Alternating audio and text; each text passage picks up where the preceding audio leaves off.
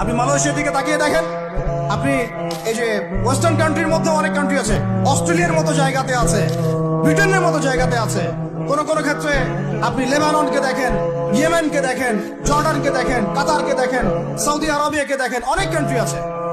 ভালো কাজের তো প্রশংসা করতে দোষ নাই, দোষ আছে? এমনকি অনেক পশ্চিমা কান্ট্রিতেও একদম উপর লেভেল থেকে ইসলামিক সিলেবাস প্রণয়ন করা হয়েছে। তার মানে এমন না যে তারা সায়েন্সকে গুরুত্ব দেয় নাই, ম্যাথকে গুরুত্ব দেয় নাই, ফিজিক্স পড়ায় নাই, অ্যাস্ট্রোফিজিক্স পড়ায় নাই, ইকোনমিক্স পড়ায় নাই, বিষয়টা এমন না। তারা ফিলোসফি পর্যন্ত পড়িয়েছে।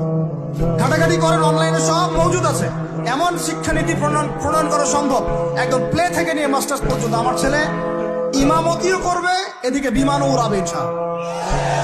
আমার মেয়ে ডাক্তারও হবে, এদিকে দেখবেন হাফেজাও হবে ইনশাআল্লাহ। একজন মুফতি সাহেব, তিনি ফতোয়াও দিবেন, একই সাথে বিশ্ব অর্থনীতি সম্পর্ক জানবেন ইনশাআল্লাহ। একজন আর্মি অফিসার, তিনি যেমন সামরিক ক্ষেত্রে লিডার হবেন, তেমনি দেখবেন ফিকহের কিতাব মোতালা করে ফতোয়া দিতে পারছেন ইনশাআল্লাহ।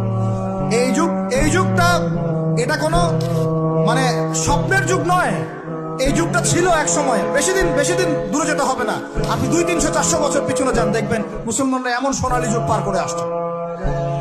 অতএব এগুলো কোনো গাল গল্প করছি না আমি, এগুলো বাস্তবে রূপান্তরিত করা অবশ্যই সম্ভব, আর হাক সম্ভব, যদি এরকম কিছু মানুষের মধ্যে উদ্দীপনা থাকে, একটা সৎ সাহস থাকে, আমাদের উপর থেকে যদি একটা সহযোগিতা আসে, এবং আমাদের মতো যারা ইয়াং তাদেরকে যদি মূল্যায়ন করা হয়, ইনশাল্লাহ দেখবেন বাংলার জমিন পরিবর্তন হয়ে গেছে।